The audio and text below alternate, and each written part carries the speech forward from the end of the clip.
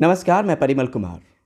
आज बात बच्चों की त्वचा को लेकर, उस पे अगर किस तरह के दाग हैं तो आपको किस तरह के प्रिकॉशन रखने चाहिए ताकि उस तरह के दाग ना हो। अगर दाग हैं तो क्या कोई उसका घरेलू उपचार हो सकता है, या कोई वो अलर्ट सिग्नल है जिसके बाद आपको तुरंत डर्मेटोलॉजिस्ट के पास जाना चाहिए। हमारे साथ well known dermatologist doctor Deepali Bhardwaj है, जिनका स्किन और हेयर क्लिनिक है डिफेंस कॉलोनी दिल्ली में। और वक्त देने के लिए बहुत बहुत शुक्रिया, बहुत बहुत धन्यवाद।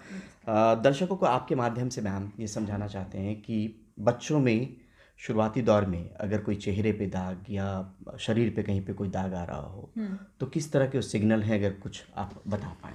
देखिए, दाग अलग अलग तरह के आ सकते हैं। अगर आप सफ़ेद निशान की हम बात करें तो सफ़ेद निशान अगर फैमिली हिस्ट्री विटिलिगो की है, विटिलिगो होता है जो सफ़ेद बीमारी जिसे कहते हैं, जो पूरे शरीर पे एक से दूसरे पे चकत्ते जैसे फैल जाता है। ये ऑटो इम्यून बीमारी होती है। ऑटो इम्यून का मतलब ऑटोमेटिकली इम्यून सिस्टम ख़राब होने की वजह से आपके शरीर में ऐसा कुछ बन रहा है, कोई तत्व एंटीबॉडी बन रही है जो स्किन के रंग को, मेलानिन पिगमेंट के अगेंस्ट लड़ रही है। मेलानिन को हटा रही है तो वहाँ पे वाइट निशान बन रहे हैं। इसको कहते हैं विटिलिगो बीमारी। ऑटो इम्यून बीमारी होती है, जैसे कि आपने सुना होगा नाम डायबिटीज़, जो बहुत कॉमन है, एक तरह का एपिडेमिक है पूरी दुनिया में।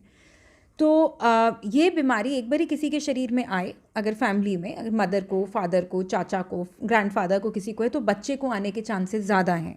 तो अगर ऐसा निशान आया है तो आपकी फैमिली हिस्ट्री है तो आपको तुरंत कनेक्ट करना चाहिए कि विटिलिगो, अर्ली विटिलिगो हो सकता है, क्योंकि ऐसी बीमारियों में जितनी जल्दी इलाज हो, ठीक इलाज हो, उतनी जल्दी राहत मिल सकती है। मगर ऑटो इम्यून बीमारियाँ लाइफ लॉन्ग रह भी सकती हैं। तो विटिलिगो क्या कितनी उम्र से बच्चों में हो सकती है?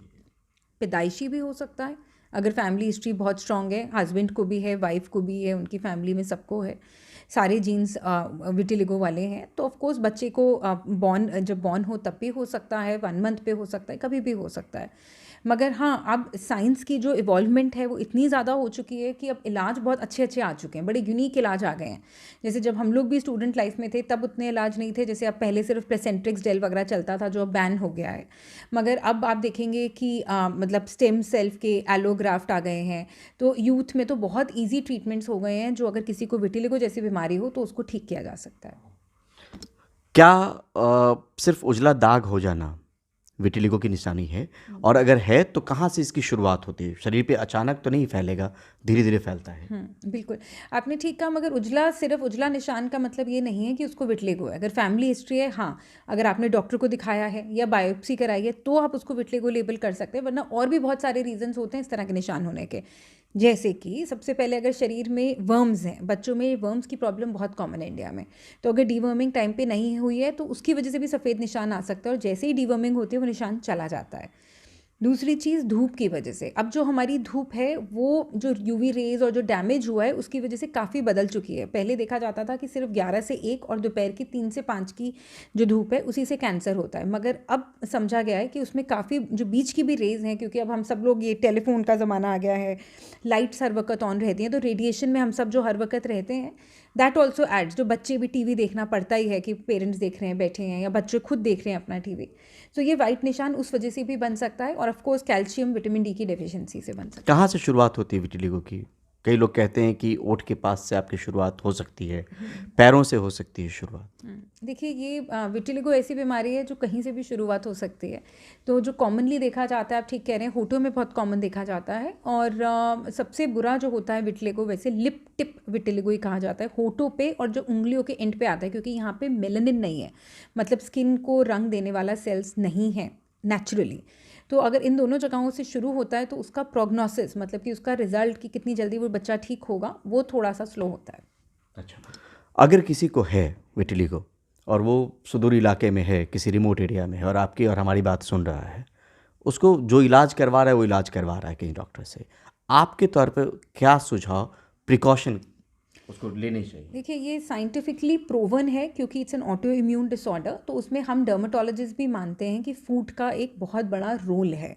एक दवाई है जो डीआरडीओ, हमारी सरकार ने ही बनाई है, डिफेंस रिसर्च जो हमारी ऑर्गेनाइजेशन है, डीआरडीओ ने, उसको कहते हैं ल्यूकोस्किन। और ल्यूकोस्किन दवाई नेशनली अवेलेबल है, काफ़ी सस्ती है। मैं उसको आपके चैनल के द्वारा भी इसलिए बोल रही हूँ, ऐसा नहीं है कि उस चैनल ने मुझे कभी कोई पैसे दिए हैं उस कंपनी ने, मगर वो इकलौती कंपनी है जो ये प्रोडक्ट बना रही है, जो गाउची ट्री एक्सट्रैक्ट का आयुर्वेदिक दवाई है। और जब आप दवाई खरीदते हैं, लगाने की दवाई की सिर्फ मैं बात कर रही हूँ, आपके चैनल पे इसके अंदर और भी इनकी दवाई आती है, उनकी बात नहीं कर रही हूँ। तो सिर्फ लगाने वाला ल्यूकोस्किन क्रीम अगर आपको विटिलिगो है तो वो आपको मदद ज़रूर करेगा। और उसकी दवाई के ऊपर बहुत लंबा परहेज़ लिखा है, जैसे टमाटर, खट्टा, नींबू, ये सब नहीं लेना है। तो प्लीज़ जब आपको विटिलिगो का निशान है तो उसका जो फूड अवॉइड लिस्ट है उसको ज़रूर फॉलो करें। केमिकल से दूर रहें। शरीर पे नहाने के लिए कोई ऐसे साबुन से ही नहाएं जिससे आर पार दिखता हो, ना कि उसमें कोई रंग हो। शरीर पे बेफालतू परफ्यूम वगैरह ना लगाएं। टैल्कम पाउडर लगा सकते हैं, जैसे डिओड्रेंट भी परफ्यूम कैटेगरी में है, उसको नहीं लगाना है, आप टैल्कम पाउडर डाल सकते हैं। और सनस्क्रीन बहुत ज़रूरी है, क्योंकि अब जो धूप है वो पता नहीं क्या कर रही है, विटामिन डी भी नहीं बना के देती है।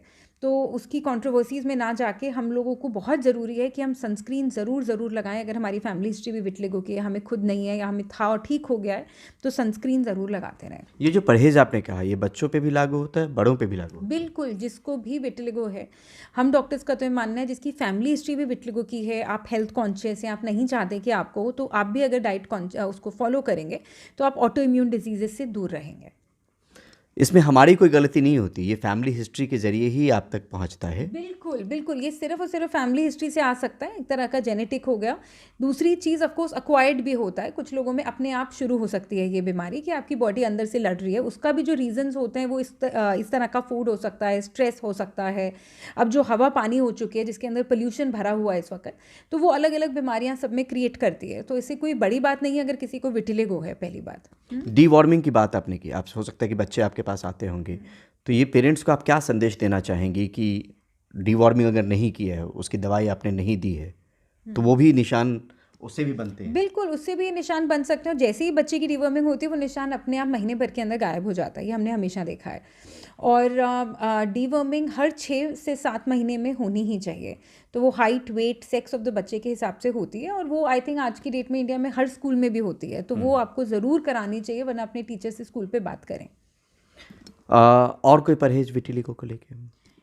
बस विटिलिगो कोई छूत-छात की बीमारी नहीं है, उससे आप कॉन्शियस ना हो, उससे इतने सारे मिथक जुड़े हुए होते हैं, लोगों को लगता है ये क्या होता तो ना होता, वो क्या होता। ये सब मत करिए, ये एक नॉर्मल डायबिटीज़ की तरह बीमारी है। जैसे डायबिटीज़ में कोई मिथ नहीं है, किसी को डायबिटीज़ होता है, हाय मुझे क्यों हो गया, मगर कोई मिथ नहीं जुड़ा हुआ कि अरे मैं संडे फास्ट कर लेती तो मेरे बच्चे को डायबिटीज़ नहीं होता। ये सब विटिलिगो भी ऐसा ही है। सो प्लीज़, वो डायबिटीज़ जैसी ही बीमारी है, ऑटो इम्यून बीमारी है। किसी भी मिथ, उसकी छूत-छात और इस तरह की चीज़ें ना सोचें। हमें एक रिस्पेक्ट करनी चाहिए, किसी को भी अगर कोई बीमारी है उससे कॉन्शियस नहीं करना चाहिए।